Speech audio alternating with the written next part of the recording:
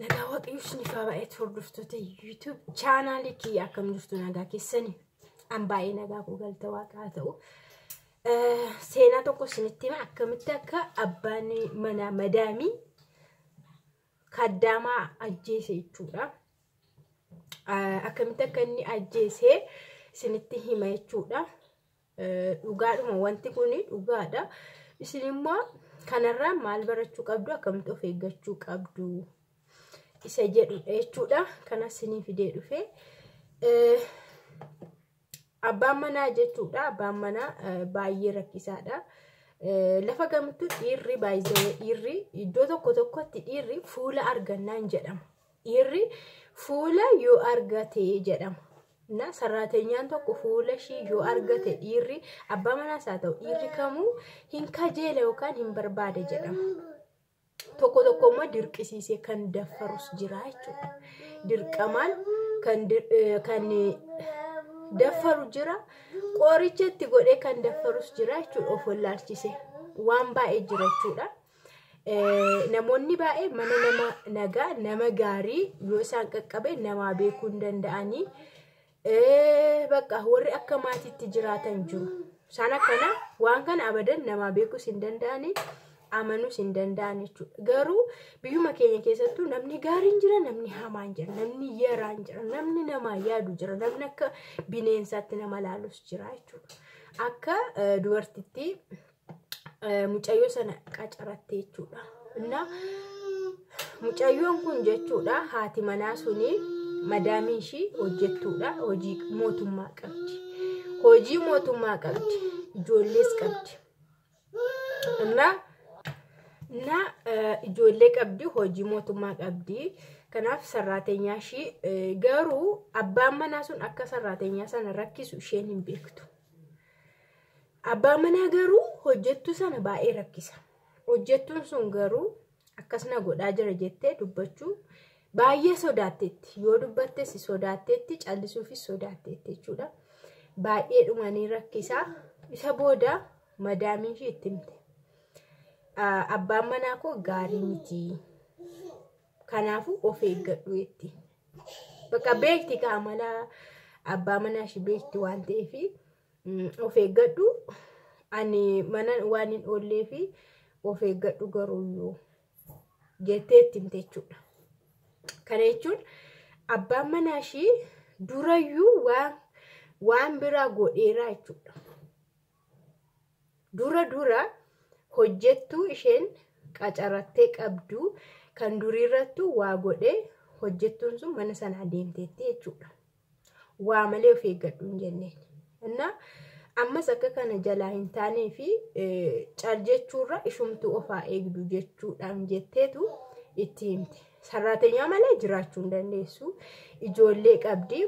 Hojii mootummaa hojii immoo hojjetti. Kanaaf maal gochuu qabdi ree? Amala abbaa manaa ishiitti himuu qabdi jechuudha. Anna abbaan manaa keenya akkasii rakkisaadha. Irraa of eegi hamma danda'ame ana amala isaa sirriittan beekaa itti himti. Mucaan tole jettee osoma akkanaan jiraniiti guyyaa tokko bakka dirqisiiseema daffaraa jechuudha. Wajjin jiraate jechuudha guyyaa tokko. Isa booda mucaan kun baay'ee gadditee baay'ee tamarartee yeroo sana kaastee jechuudha akka itti mana sana deemtu barbaadde jechuudha. Erga wanti kun irratti raawwate. Isa booda guyyaa tokko baatee yeroo deemtu shaanxaa fudhattee yeroo baatu isumatu arga. Isumatu argee jechuudha namichuma isheen hojii deemti waan ta'eef akka carraa isatu arge. Maal taate yeroo jedhu bakka deemuu barbaade jette. Innaas sossobee ol deebisa. Kadhatee ol deebisee booda baay'ee cinqamtee mana sana keessatti yeroo cinqamtu mana yaalaan si geessaa jedheen. Mana yaalaan si geessaa jedheen. Madaamiin ishiis baay'ee akka isheen cinqamtu argite garuu waan itti cinqamtu baruu hin dandeenye. Isa booda mana yaalaa si geessaa jedheeni fuudhee bahee jechuudha. Mana yaalaa si geessadhee fuudhee bahee akka isheen ulfataate bareeraa jechuudha. Isheenis of barteetti. Akka ulfataate of barteetti innillee bareera jechuudha irratti. Isa booda maal godha?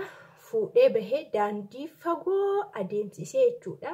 Katamaa keessaa waxaa godhee jira miti bakka magaala keessaa baanii iddoon garaagara kan awwaara minaa itti jedhan tokko hin beektu sin katamaa kee bahamee jechuudha. Achitti makiinaa keessaa gadi baasee achitti jechuudha. Reebee gara kana jechuudha. Yeroo reenfishi maramuudha kan barame.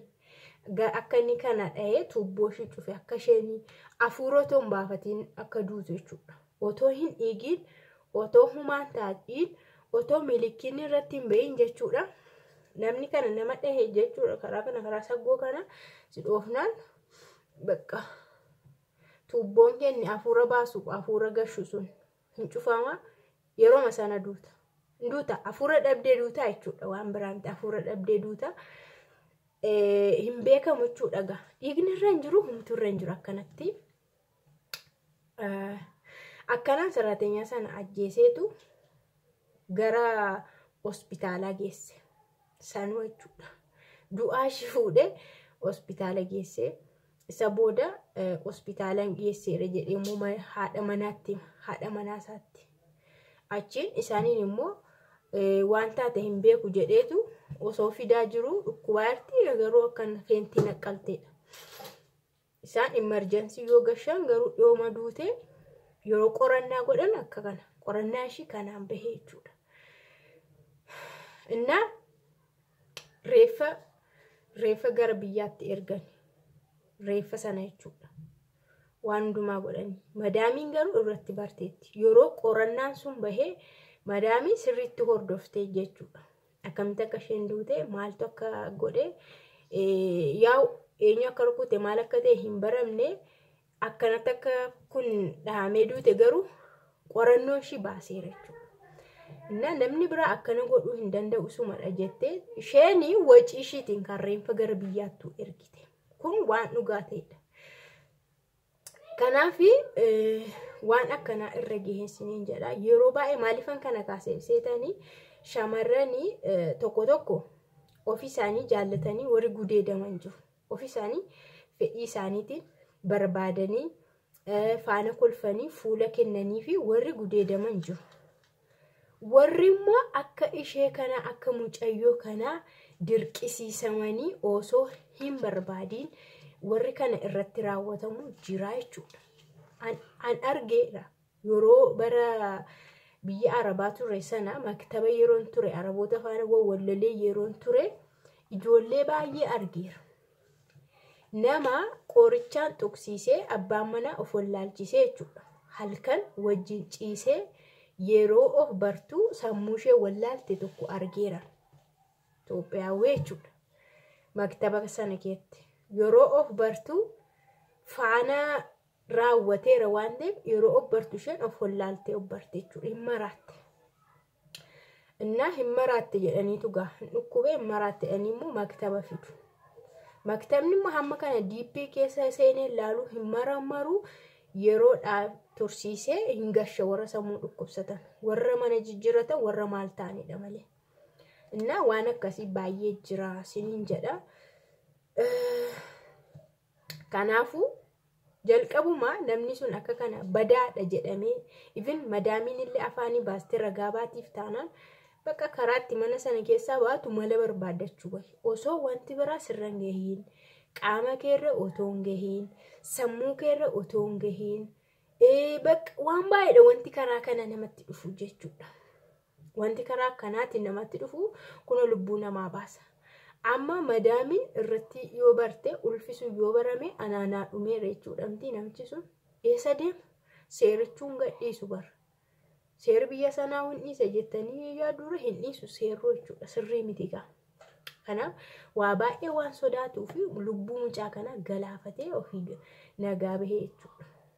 Kanaafuu seerichi suma gochuu hin danda'u. Sarraatanyaan kamuu du'aa olti maal gochaa olti seerri biyya Arabaa hidhee Arabaa adabe ani hin dhageenye. Kanaaf sin garuu waan akkanaa jabeessaa of eegaa sin jedha. Namoonni baay'een hin qoosu. Ofii kee wajjin ciiste ofii kee barbaaddee Araba fuula dura deemte Araba duuba deemte warri jedhan jiru. Dhugaan sin jedha hin faradiina. Kun waan akkasii jira. Dirqisiisuudhaan, daffaruudhaan waan baay'ee irratti raawwachuun jira. Kanaaf warra akka kanaa ilaaltaniis immoo of eeggachuu qabdu. Yoo xiqqaate daftanii tarkaanfii fudhachuu qabdu ofii keessan irratti. Tarkaanfii akkamii? Tarkaanfii mana sana keessaa bahu. Namoonni baay'een qoy har'a qoyiftan damuuza koo ji'a tokko damuuza koo ji'a lama kan ji'a kanaa fudhadhee nan baha. Kan ji'a sanaa fudhadhee nan baha. Otoo jedhu lubbuun isaanii keessaa baha jechuudha. Damuuza ji'a tokko ji'a lama ji'a sadi ati yoo jiraatte hojjettee fidatta. Ati jiraannaan hin fidde jechuudha. Garuu cal jettee osoo waan hamaan sirratti yaadamaa jiru utoo gaadamaa jirtu utoo adamsamaa jirtu utoo eegamaa jirtu callistee mana sana taa'uun qabdu. Akkamillee taatee baateellee shorxaanillee si haa qabu dhugaan siin jedha. Machees warri mana kontiraataa shorxaa yoo si qabe umaa siin godhu biiroo si geessa maaliif iqaamaan kee jira kafiila qabda waan ta'eef kafiilli keessatti dhiyaata mana sana hin barbaadu jechuu dandeessa. Warra ala hojjetan immoo isaanuun beeku akkatti bahan. Ijaazaa maalii qabu isaan mashwaara qabu. Warri ala hojjetan badaa waan akkanaa yoo fedhii isaanii ta'e malee isaan hin kufan. Warri mana xalabaa garuu shorxaan isin qabu wayii gadi baatanii ishaararra deemtanii shorxaan isin qabee maktaba isin geessa boolla isin hin geessu maktaba sana immoo mana sana barbaadu manni naaf jijjiiramu jechuudha. Machees biyyatti nama ergani akka taphaatti gara biyyaatti waan nama ergine. Na viidiyoon kiyyaarraa kana fakkaata. Thank you so much.